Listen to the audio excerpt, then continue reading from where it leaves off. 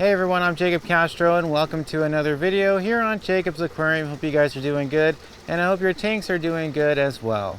So ever since I started selling plants on the internet back in 2014, I've began to accumulate some knowledge in regards to what it's like to sell plants on the internet. Most importantly, how to deal with customers that buy plants on the internet. I do think that there are people that are new to this hobby that need a little bit of a guiding hand when it comes to buying plants on the internet. So I'm going to talk about a few different topics. We're going to go down a list pretty much, and I'm going to explain each one, and hopefully by the end of this video you'll understand every aspect of buying plants on the internet.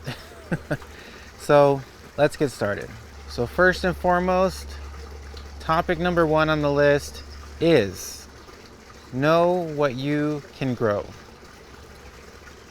I can't tell you how many customers order plants from me and within a week they're emailing me saying all my plants died, I don't know why, and almost, I would say 99% of the time, these customers will tell me, well, I have this type of light, this tank is this big, and I have this amount of, they'll give me all the details about their tank.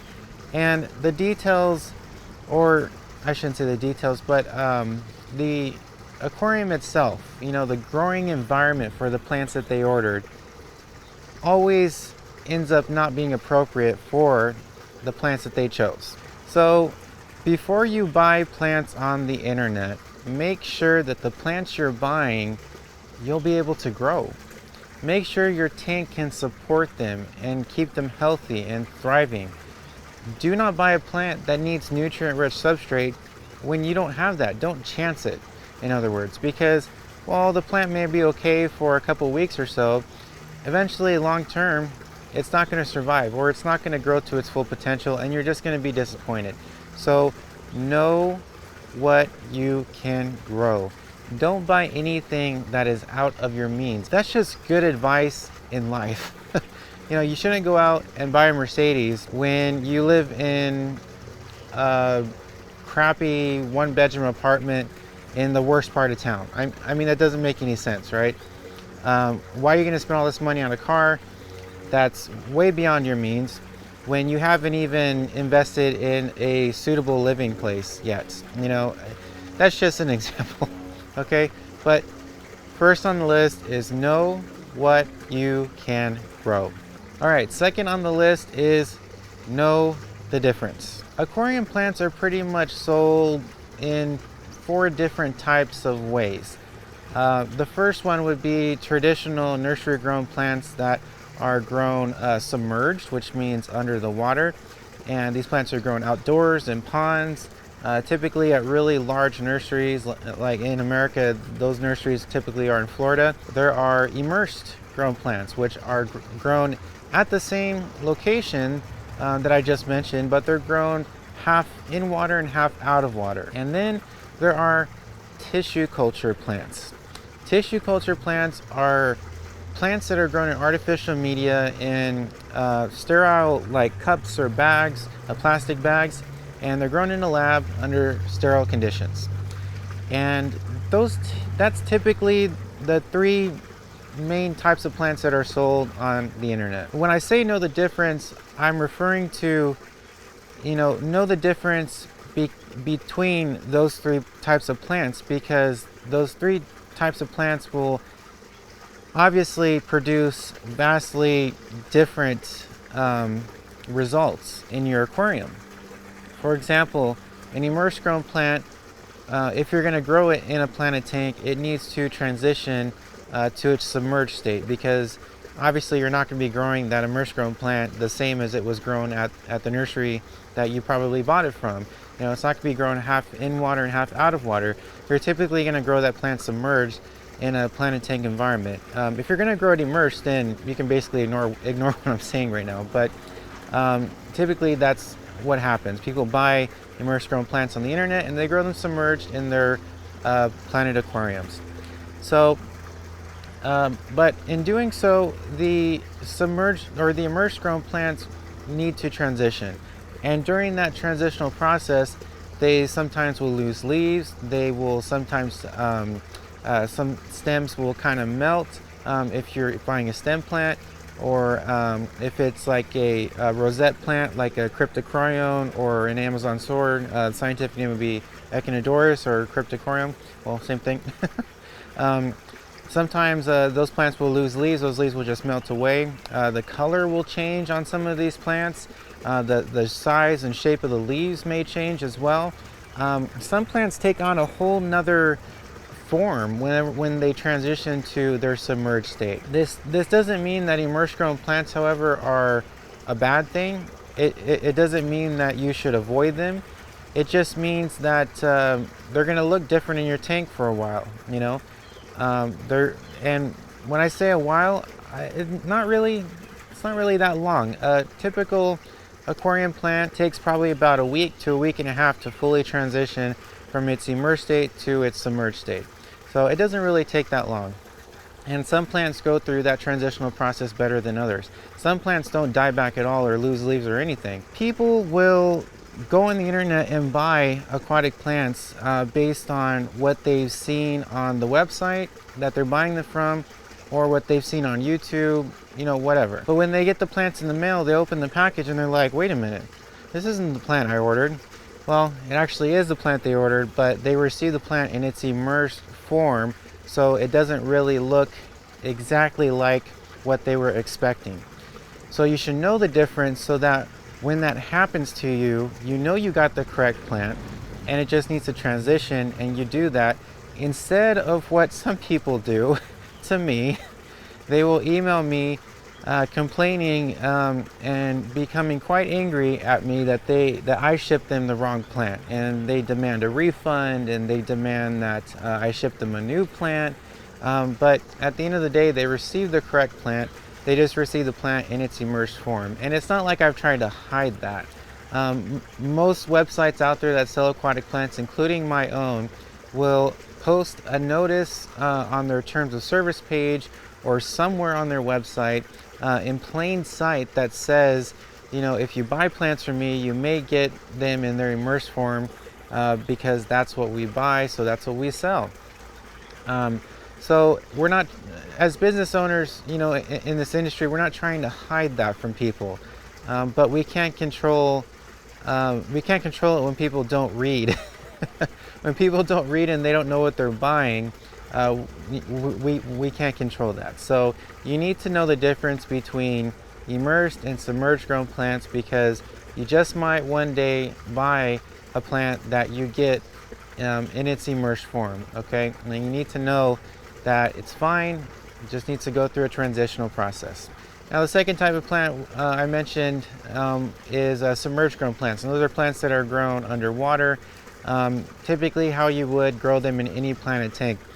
Those plants are typically the easiest to buy and immediately start growing. But again, it's not to say that you should avoid immersed grown plants, because you still could get a heck of a deal on an immersed grown plant versus a submerged grown plant. You should not discriminate against those two different types of plants, because it really, honestly, at the end of the day, doesn't matter. It's the same thing, same plant.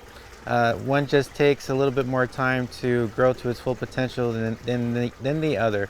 But I will admit that a submerged grown plant is obviously already transitioned. It's already established. So in that respect, as far as, like, you know, going from its immersed state to its submerged state, I don't mean that every plant is established, you know, with the root system and all that stuff. But they are a little easier. But does it really make a difference to me? No. Whenever I've bought plants in this hobby before I owned a business in this industry, I didn't have a preference. I bought everything pretty much, except for tissue culture plants, which we're going to talk about now. So when I first started out in this hobby, tissue culture plants did exist, but they weren't really that popular. They only became really popular after several really big companies started selling them in the United States. And if you guys are longtime viewers of the channel, you will remember that back in the day, I think we're talking maybe 2015, late 2014, like when I first started my business, I actually worked with a company called Tropica. And Tropica is a company that operates out of Denmark, and they produce all types of aquatic plants and supplies for planet tanks. And I worked with them to establish their 1-2 grow tissue culture plants in America. I was actually the first business to sell Tropica tissue culture plants in America. Nobody else was. And a lot of people don't know that about me. It's pretty much, it's a history-making thing that happened in this country that I was responsible for, and a lot of people really don't know that about me, but that's what happened, and I have pictures and evidence to prove it. But I don't really think I need to get that crazy. So I helped Tropica establish that brand in America by being the first business to sell their tissue culture plants in America. I bought hundreds and hundreds and hundreds of those little tiny tissue culture cups from my wholesaler when they became available, and I sold them all in a matter of days. It was absolutely insane how quickly they sold. And I will give Tropica some credit because they came out with those tissue culture plants and I was able to sell so many of them. It really honestly did help launch my business quicker into the future, because it gave me enough capital to invest in a bigger tank, a nursery, things like that. But after a while, I started to notice, as I continued selling them, that people weren't really buying them. People stopped buying them. And I had all this inventory that was doing nothing for me. So I decided to stop selling the tissue culture plants. And over the years, ever since then, I've been approached by so many companies. I can't even remember how many, but so many companies offering to sell them to me for resale on my website, and even some at insanely low prices. But I've turned them all down because I just began to form an opinion about tissue culture plants, and I'll share that opinion with you now. While tissue culture plants are sterile, they don't have algae or pests or anything, especially snails. They're very, very small, and you don't get much for your money, and these plants are very expensive. Tissue culture plants, just because the manufacturing process can sometimes be double, sometimes even triple the cost of a traditional aquarium plant.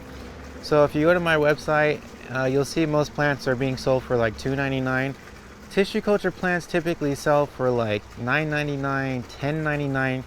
I've seen some on Amazon for ridiculous prices. We're talking $15.99, $25.99. Ridiculous. Totally ridiculous. So the value for your money is not existent. You do not get much for your investment. I'll just say that right off the bat. So they're expensive, you don't get a lot for your money, and I guess this is just up to you. This is your decision. You have to actually decide whether they're even worth buying, because keep in mind, the main reason why people buy tissue culture plants is because they want to start an aquarium snail-free, pest-free, algae-free. The thing is that those things are pretty much like cosmetic, Snails really, honestly, do not ruin a planet tank. They don't. Snails, this type of snails that come on plants that you buy on the internet, they don't eat plants. They're pretty harmless, but what they do is they eat algae, and they eat algae constantly. So they're actually a really good part of any cleanup crew in a planet tank.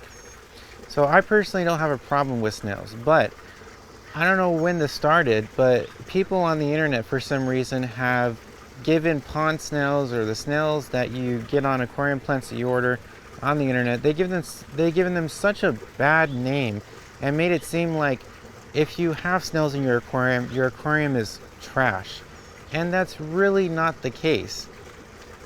Snails only help your aquarium. They do breed rapidly, I will say that. So, like I said, cosmetically they may appear to be a little annoying, but there are ways to manage that. So, as long as you're not lazy, you can manage your snail population, and there are so many methods on how to do that on the internet. So, you have to figure out if it's worth it for you to buy tissue culture plants. In my opinion, I'd rather have snails in my aquarium and manage my snail population than pay $10, $15, $20, $25 for literally this much of plants. Like that's how big these little cups and even the bags of these tissue culture plants are.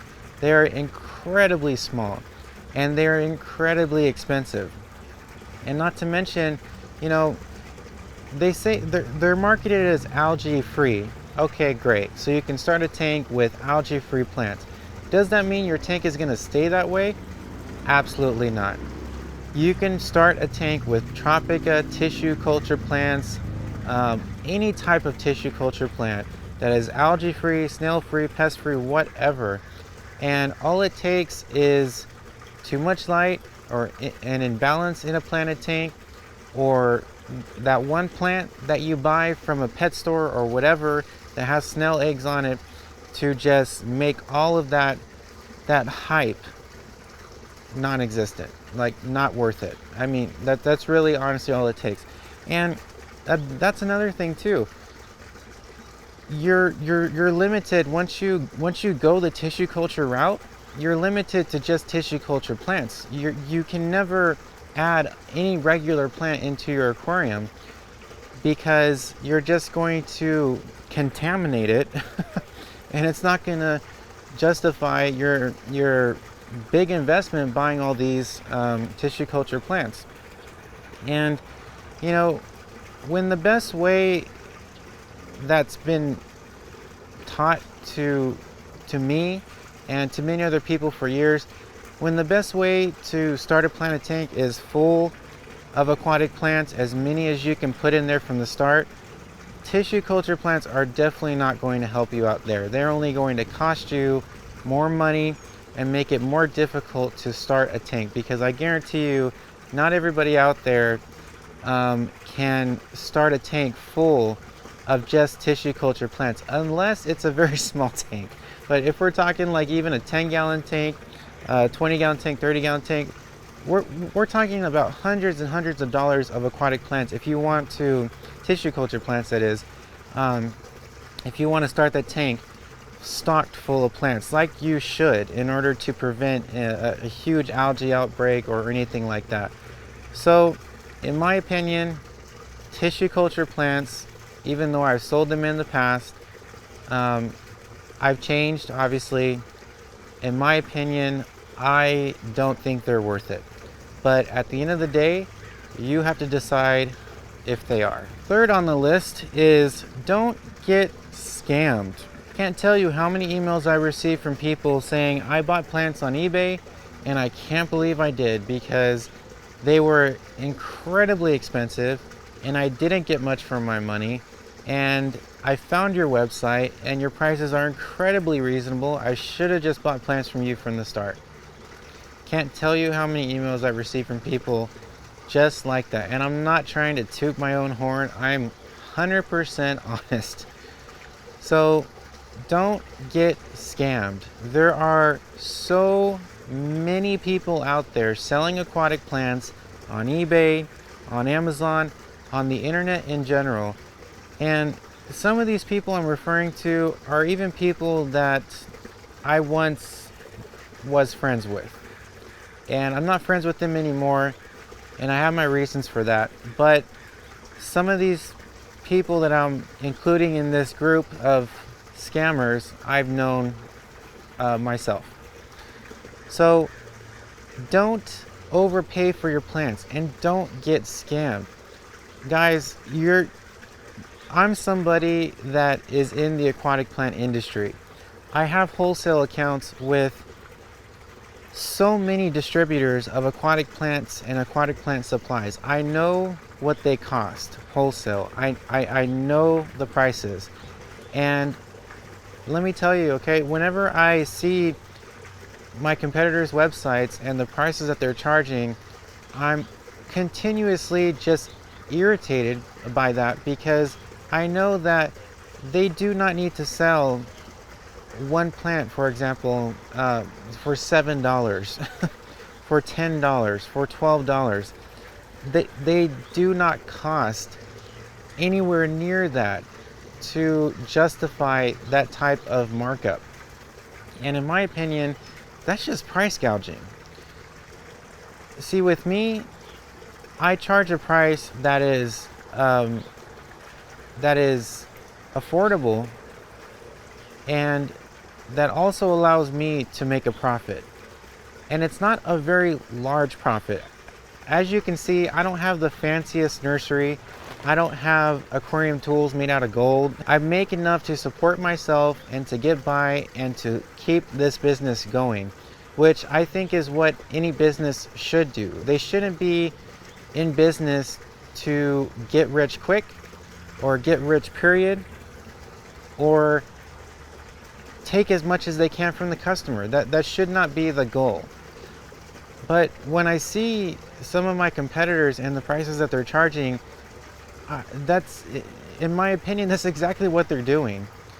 So do not overpay for your plants. You do not need to be paying $10, $15, $20, not even $8, $7 or $8 for an aquatic plant. I mean, if it's a mother plant where it's a really large plant, if it's a very rare plant that's new to the market, okay, maybe that justifies the cost. But if we're talking about a bundle of 5 stems of Loguilla, for example, Loguilla repens, you do not need to be paying $7 or $8 or $10 or whatever, even higher than that, for that plant. That plant does not cost that much wholesale, and it does not, the suggested manufactured retail price is not even that high. Suggested retail prices really don't exist in the aquatic plant hobby, I'll just say that. But for the most part, there is a price for any product you sell as a business that you want to stick to, versus the wholesale price that you paid in order to make a profit. Usually you want to market your plants like maybe 2 or 3 times what you pay for them in order to make a profit and keep things going. But the plants on some of my competitors' websites I see are marked up way higher than they need to be. So I'll just say this, okay? At the end of the day, you're going to support who you want to support. You're going to buy plants from whoever you want to buy plants from. And everybody has their reasons for that. People want to buy plants from one place because they like what they do, they like their attitude, they like, they just like them in general. They like the quality they offer, whatever. Other people are going to buy plants from another place because they don't know about anything else.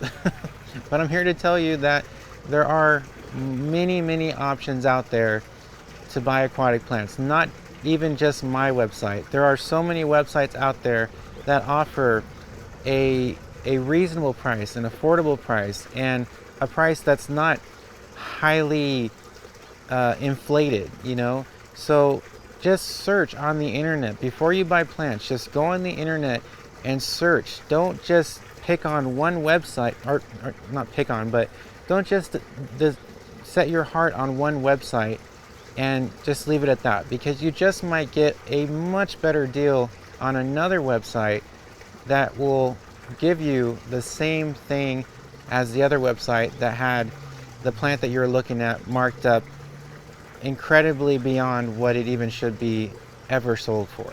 So don't overpay and don't get scammed. Fourth on the list is shipping. You need to know what shipping service to select if you're given the option at the end of the checkout process when you're buying plants on the internet, and you need to know how that company ships their plants. Now, for me, I'm very basic. I don't ship plants in styrofoam boxes. I don't ship plants with heat packs. I don't I don't ship plants with ice packs. I don't do any of that. And the main reason why is because all those things cost money, and all I would have to do, or all I would be forced to do if I wanted to ship plants that way, is pass that cost on to the customer, which would make my shipping costs much higher. And that would honestly, at the end of the day, determine how much business I would get. And I don't want to overcharge for, or I don't want to have to overcharge for shipping, because I'm including all this fancy stuff in the shipping box that's just going to be thrown away, you know, once the customer gets it. I know it's all about getting the plants to the customer safely, but there are other ways to do that than styrofoam boxes, heat packs, cold packs, whatever. Which, by the way, styrofoam boxes, while they may insulate a package and they might sustain temperatures in a box slightly better than the outside temperatures, they honestly will not protect the plant from dying if it's exposed to extreme cold or extreme heat. I'll just say that right off the bat. Just because the plant is in a styrofoam box does not mean, you know, a -10 temperature won't kill the plant. That cold is still going to get through that foam. It's not that protective. To be quite honest, styrofoam boxes and heat packs or cold packs are traditionally meant to ship things that are shipped overnight or shipped one day, you know, not things like aquatic plants that are typically shipped priority mail or UPS Select or FedEx Select or whatever that's called, where it takes 2 or 3 days, because they serve no purpose. You know, the cold packs typically don't even last that long. You know, they don't last the full length amount, you know, those 2 or 3 days. They don't last the entire time through transit. So they really serve no purpose. And styrofoam boxes are incredibly expensive to buy as a business. And, you know, some of these boxes are $2, $3 a piece, sometimes even $4 a piece. And that cost would just have to be passed on to the customer. So I typically charge $9 to ship a package on my website. If I included styrofoam boxes or if heat packs and cold packs, we're talking about a markup of, you know, probably, I don't know, maybe like $5 or $6. So you could end up paying like $15 to ship a package, which you don't really need to. It's not necessary, because the way I ship plants is I put my plants in these heat-sealed plastic bags, and I throw them in the box and I seal the box shut. There are no heat packs, no styrofoam, no cold packs, nothing. And I've been doing business for over 5 years. Like I said at the beginning of this video, I rarely have had complaints about plants arriving completely dead when they get to my customers. I've rarely had complaints like that. But it has happened, but not 100% because of the way that I shipped my plants. Typically, you know, I'm not trying to blame the customer, but for the most part, a customer typically when I received an email saying, hey, my plants have died, here's some pictures, I want my money back, usually it's like 1 or 2 days after the shipment has arrived. And that's typically because the customer has left that package in a mailbox for that amount of time. And of course, the plants are not going to survive in a mailbox for that long, exposed to God knows what temperature, you know. So that's been a majority of the dead on arrival claims that I've received. There are some claims that are, you know, are justified. The plants arrived dead and the customer followed all the rules, and, you know, they just arrived dead. It happens. It happens. It's unavoidable with these living things that we call plants, you know. You can't expect everything to just go perfect all the time. But that's why I offer a money-back guarantee, and that's why traditionally every business that sells aquatic plants offers a money-back guarantee. But at the same time, you know, like I said, it is not worth paying $15–20 to ship a package of plants, because they don't need all that fancy stuff. They don't need heat packs, cold packs, and styrofoam boxes and all that stuff. They don't need that. And most importantly, you don't need to ship plants, you know, overnight or one day. You don't need to pay for that expensive shipping. I've been shipping plants with the post office priority mail, that typically takes 2 or 3 days. Sometimes it takes maybe a day longer, but you know, at the most 4 days, but typically 2 or 3 days. In California, since I'm in California, it takes only 1 day to get to my customers. And like I said, I've rarely had an issue. The post office is not the most reliable, I will say that. Their tracking isn't the best, doesn't update right on the dot like FedEx and UPS does, but it is affordable and it gets the job done. It honestly does. It's gotten the job done for me for years. I've never used UPS or FedEx. I've only used the post office. So when you are buying plants on the internet, you need to make sure that they're shipped at least priority mail, which typically takes 2 or 3 days. And you should not overpay for shipping. If you are ordering plants from a company that wants to charge you $15–20 to ship your plants to you, I would avoid them. I would completely avoid them, because it is not worth paying that much when you can go to another website and have plants shipped priority mail and get the same results. All right, and last but not least, this one is very, very important. Only buy from reputable, licensed businesses.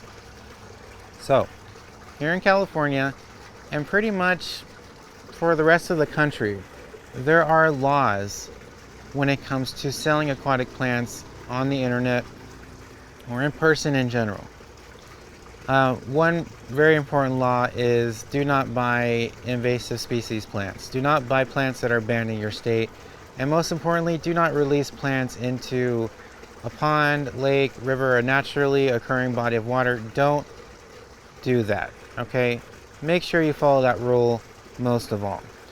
For the most part, a lot of the plants that are sold on the internet aren't really considered invasive, but there are some that are banned in states that are allowed in other states. So just make sure that you're not buying those. Typically on websites that sell aquatic plants, they will say this plant's banned in California or whatever, so you know not to buy it. But you know, that's not really, there's not really too many plants sold on the internet that are considered invasive. So you don't have to worry too much, but make sure you follow that law, okay?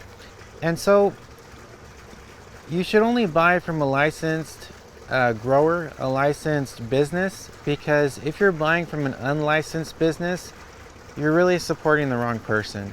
And that person ultimately at the end of the day is breaking the law.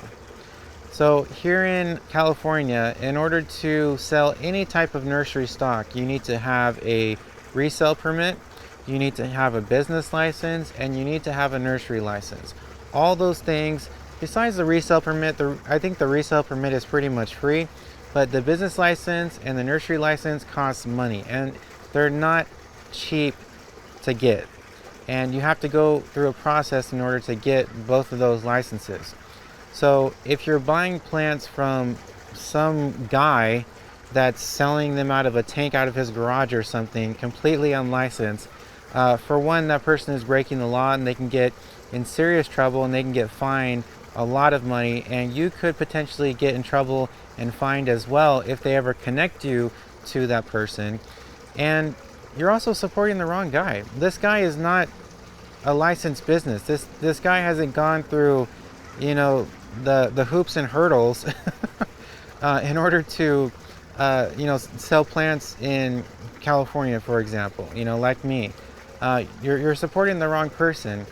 And also, you know, businesses like mine that are licensed, we ultimately are responsible for introducing new species of plants to the market and getting them out there.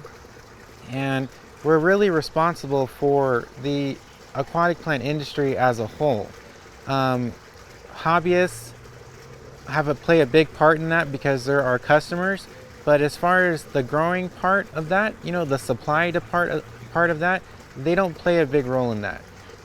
There are lots of websites where you can buy, sell, and trade aquatic plants, but those transactions do not even come close to the amount of transactions that take place with reputable licensed aquatic plant sellers like myself.